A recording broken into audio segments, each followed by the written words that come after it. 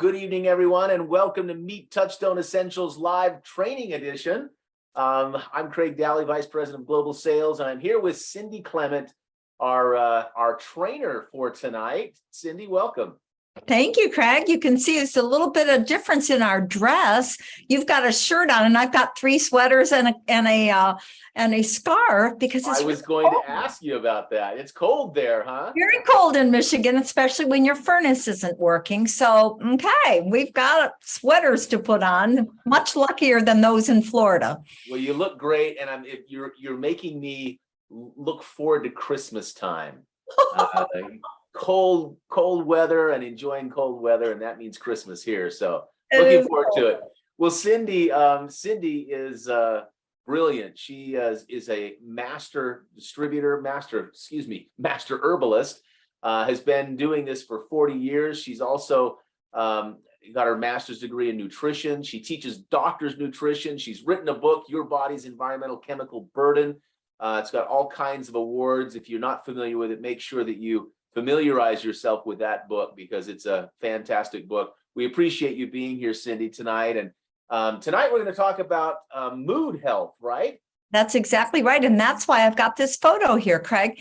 This is my best friend and sister of 68 years. And I chose this photo because when we talk about better moods, this is one person I could never be anything but happy being around. She's really precious to me. And we all need to surround ourselves with people who make us feel good about ourselves, that support us, that uplift us. So as we talk about moods, here we go. Yeah, wonderful. I'd like to meet her someday. Oh, she's wonderful. Well, take it away, Cindy. All right. We're excited to learn all about how to have a healthy mood. That's right. Better mood and better sleep is what we're going to be talking about this evening. Sleep too. There we go. Oh, yeah, that's right. It comes with that better mood. You can't be really happy when you're grouchy because you're tired. So, folks, how this all works is that we're going to talk about food. We're going to talk about what we eat, what we drink, how it affects our mood and how it affects our sleep, and how a lack of sleep can also affect our mood, because our food choices certainly can influence our mood as well as our behavior. And they've done a lot of research on this, of course. And so, for example, when there is an increased intake of sugar and caffeine, that has been found to be associated with a higher risk of depression. And when people are stressed, unfortunately, they are more likely to crave carbohydrates. And then, of course, leads to weight gain, which certainly doesn't help the mood at all. And they also don't sleep well typically, so they rely on more caffeine to keep them going. And yet, too much caffeine can artificially overstimulate that autonomic nervous system. And then, of course, that leads to fatigue and an irregular sleep-wake cycle. But sleep, of course, plays an integral role in our health. So what I want to talk about is what we can eat, what we shouldn't be eating or drinking, but what we really should be eating and drinking to have a better mood, a happier disposition, and get some better sleep. Because a good night's sleep, folks, it empowers the body to recover, and it lets us wake up refreshed and ready to take on the day. But of course, many people today have sleep problems and they don't get that rest that they need. And also, and I think this is really interesting, when we sleep, there's a body system that was discovered I guess it's about a little over 10 years ago now. It's called the glymphatic. You've heard of the lymphatic. This is the glymphatic system. And what this system does is it promotes waste elimination and helps distribute nutrients and neurotransmitters in our brain. And it mainly functions during sleep. And it's when we're awake, it's pretty much disengaged from its activity. So we had this real strong biological need for sleep because our brain has to enter that state that enables this elimination of neurotoxic waste. And of course, insufficient sleep or even poor quality sleep can be due to a number of different factors, but sleep issues affect people of all ages. They say that between 10 and 30% of adults struggle with chronic insomnia, and about 30 to 40% of adults suffer from insomnia. So we've got a lot of tired bodies roaming around with potentially toxic brains. And interestingly, women have a lifetime risk of insomnia that is as much as 40% higher than that of men. And other little notes here is that 40% of people with insomnia are also believed to be affected by a mood disorder. And in fact, 75% of adults that suffer with depression have insomnia. So these two kind of seem to go together. So remember, the thing to remember, I guess I should say, is that sleep is not just a luxury. It's absolutely necessary for our health. So let's take a look at some of these mood disorders. Interesting. Oh, hold on here. I've got something going on my computer. Oh, you've got it. Okay. So what are depressive disorders? So think of, rather than simply just a passing blue mood, which I'm sure all of us have had, depressive disorders are defined as these persistent feelings of sadness or worthlessness, and a lack of desire to engage in pleasurable activities. The Centers for Disease Control indicate that 1 in 10 U.S. residents over the age of 18 have some type of a depressive disorder. That's 1 in 10 people that you see on the streets. And anxiety disorders are one of the most commonly encountered medical conditions today in primary care. Now, according to the National Institute of Mental Health, anxiety affects 18% of the population. Think about that.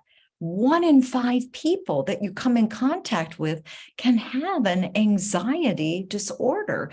And frequently with anxiety, there's a significant reduction in the ability to carry out routine tasks, whether they're social tasks or personal tasks or professional tasks. And of course, genetic factors typically play into that as well.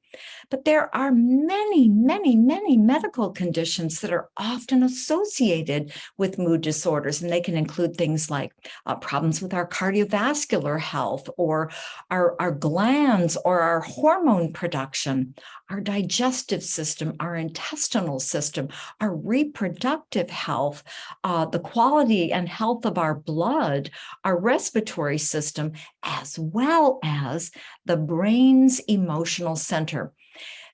You see, the amygdala in the brain appears to be the focus for stressful memories that can stimulate the autonomic nervous system, whether the body and the mind perceive the danger, if it's either real or imagined.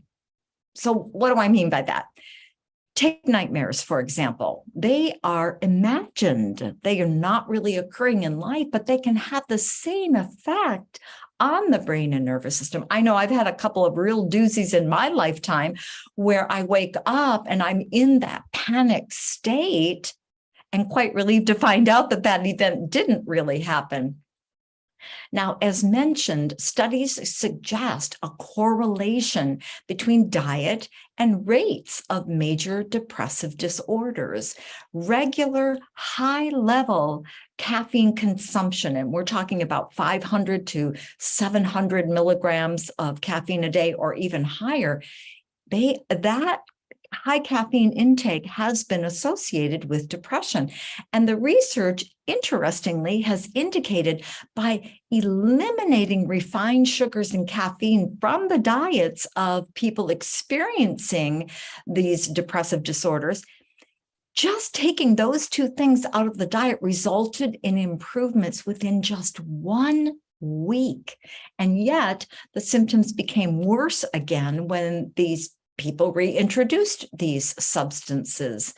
So people who are prone to feeling stress have reported they experience increased levels of anxiety, even from very small amounts of caffeine and sugar. I have a brother-in-law who suffers from a depressive disorder, and he cannot tolerate any caffeine or any sugar because he realizes how badly it makes him feel. But unfortunately, not my brother-in-law, but many people coping with anxiety or depressive disorders, they turn to alcohol and drugs to mask that distress. And in fact, nearly 30% of the people with a panic disorder abuse alcohol, and the use of drugs occurs in about 17% of those people. But the problem is that alcohol and the use of drugs diminishes the levels of several very important neurotransmitters that our brain needs to make us feel happy and good. So alcohol itself diminishes serotonin, dopamine, norepinephrine. And of course, when we don't have enough of that, that worsens anxiety and depression. Because serotonin plays a key role in body functions. It plays a role in our mood, in our sleep, in our digestion, in our wound healing. It plays a role in bone health, blood clotting, and even sexual desire. It's a very important neurotransmitter. Dopamine, on the other hand, plays a role in important body functions, many roles, but it focuses more on our movement, our memory, our pleasure, our motivation.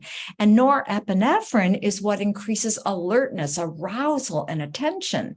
So when we're using alcohol and other poor choices, when we are in that major depressive or anxious state, we are really making it worse. So it's pretty easy to see why depleting those neurotransmitters is not going to be beneficial in this situation. But really, it's not just diet or what we drink that affects our increased risk of these issues, but it's significant emotional, social, or environmental effects, such as the loss of a family member or a romantic partner, financial problems, a professional disappointment, and of course, again, genetic predispositions are also clearly involved. So what can we do?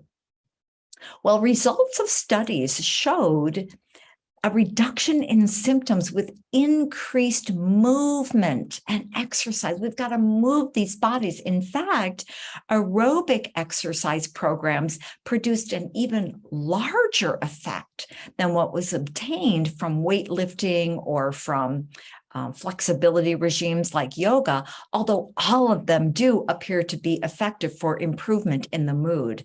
We also have exposure to sunlight and vitamin D as being beneficial, as well as consuming a plant-based anti-inflammatory diet. The foods we eat definitely impact the structure and function of the brain, and they play a major role in emotional regulation in our brain and cognitive functioning.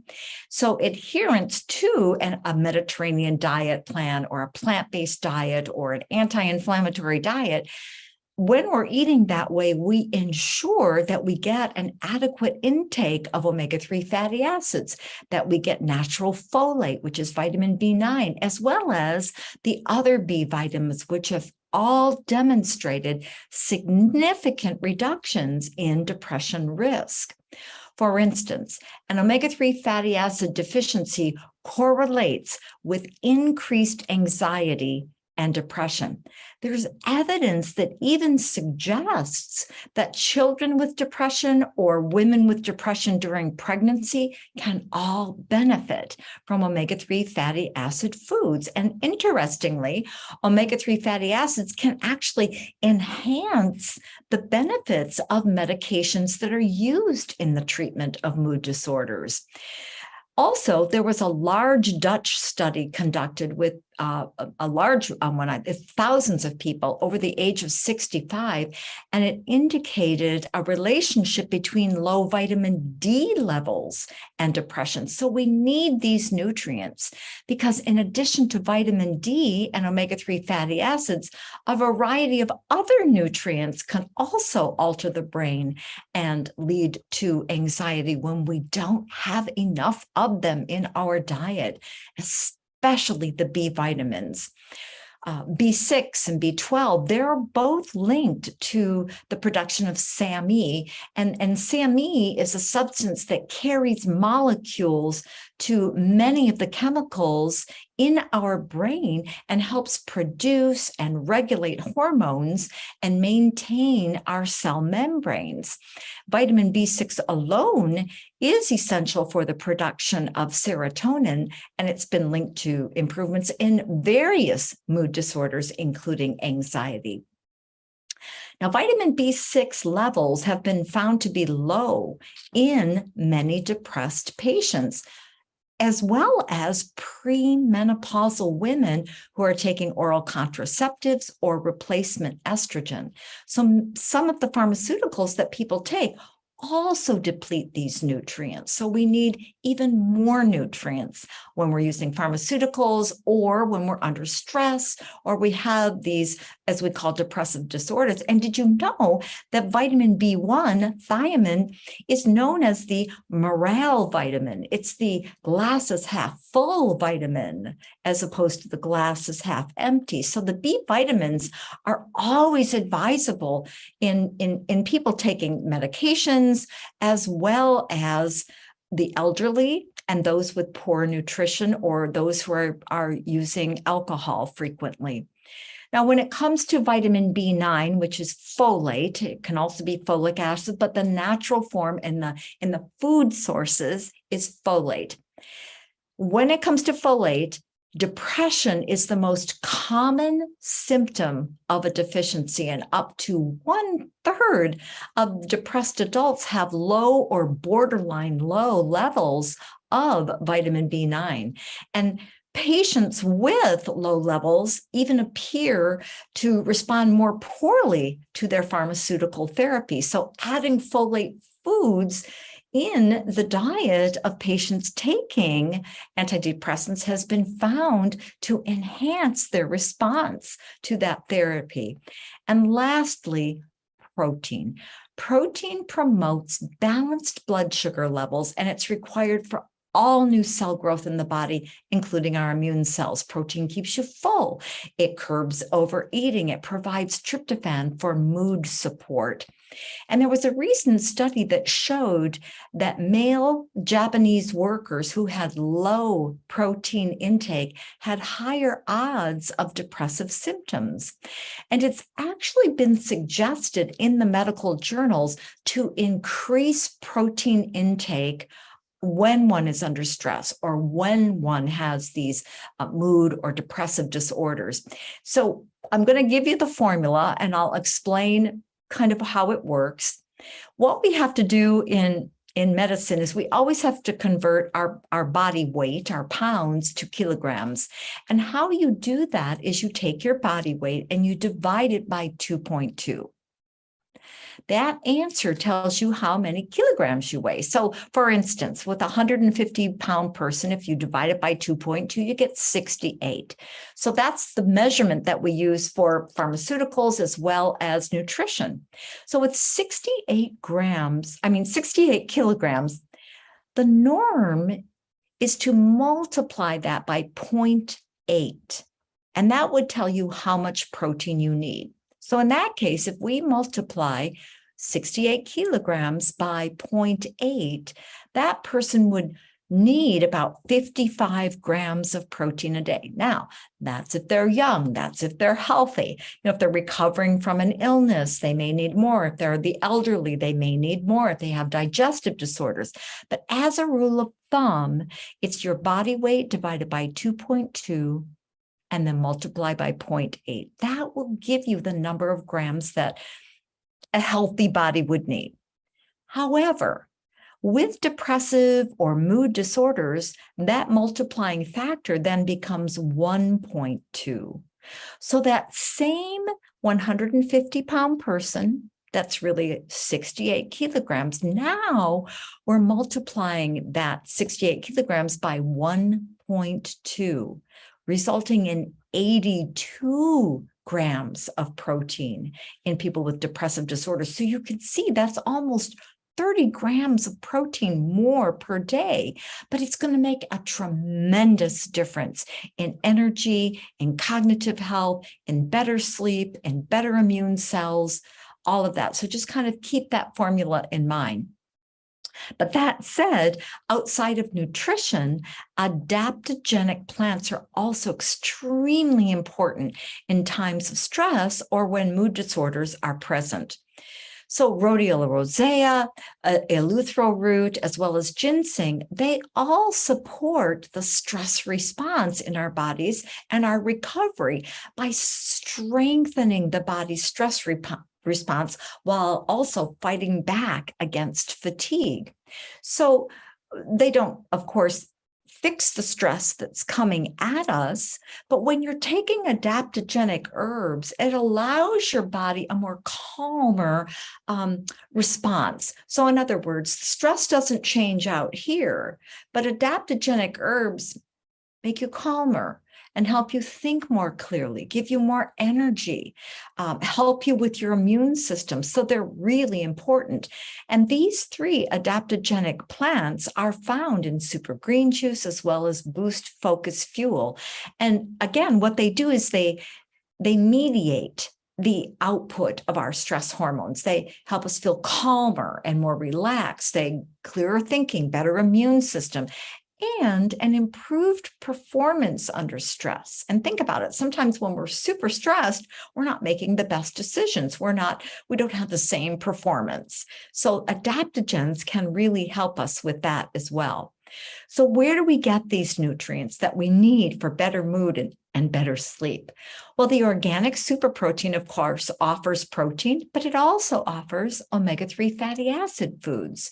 Super green juice and super greens plus D both contain plant sources of omega-3 fatty acids of that folate, vitamin B9, as well as vitamin D. And there are more folate foods and more vitamin D foods that are found in essentials, with additional omega-3 fatty acids found in wellspring.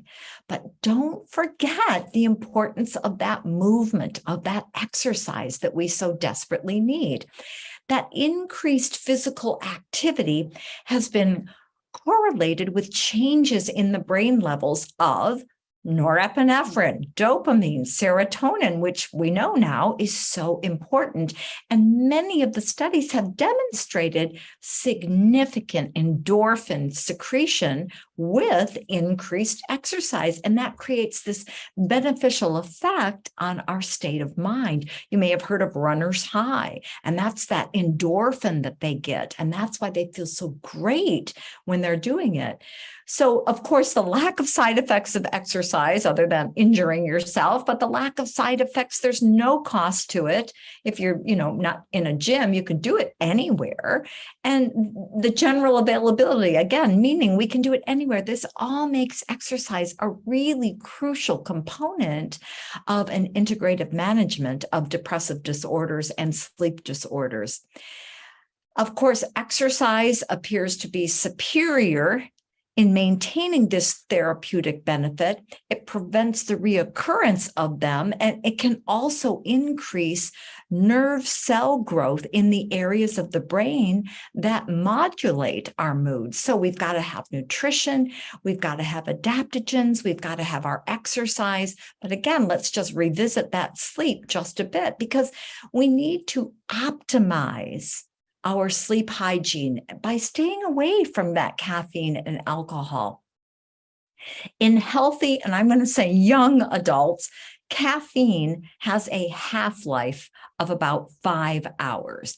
And I can attest to that because when I was a younger person, like in my 20s, so 50 years ago, I could drink a cup of coffee after work and still go to bed at night and have no effect on my body whatsoever. It would be gone.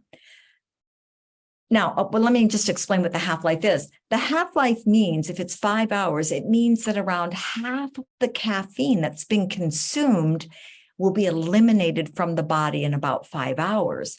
But as you age, as the body ages, our liver's ability to clear drugs, and caffeine is a drug, to clear that from the system, the half-life might be 10 hours. So you might find that when you're 70 years old, oh my goodness, you may not be able to have a cup of coffee after 9 o'clock in the morning if you want to go to bed at 9 o'clock at night. So keep that in mind, that caffeine, even just eating chocolate in the evening, especially in the elderly, can affect sleep because of that minute amount of caffeine found in chocolate. Also, drinking more than 2 servings of alcohol a day for men and more than 1 serving of alcohol per day for women was found to decrease sleep quality by 39%. So we've got to keep that in mind as well. Now, they found that 75 minutes of intense exercise every week, so think about that, that's 10 minutes a day of high intensity exercise, or 20 minutes a day or 150 minutes a week of moderate intensity exercise has been associated with reduced levels of daytime sleepiness, better concentration even when you're tired, and better sleep. Folks, that's only 10 to 20 minutes a day. So movement, we've got to get that exercise and movement, but we also have to reduce our stimulation. We have to limit the use of electronic devices, our cell phones and our TVs as evening approaches. And I would advise you not to charge your cell phone right next to your bed because it's temptation. Reach over, you hear that thing buzz, uh-oh, who's calling me? Or I just want to read that one more article just before I go to bed. That light is going to affect your production of melatonin, and it's going to affect your sleep in a negative way.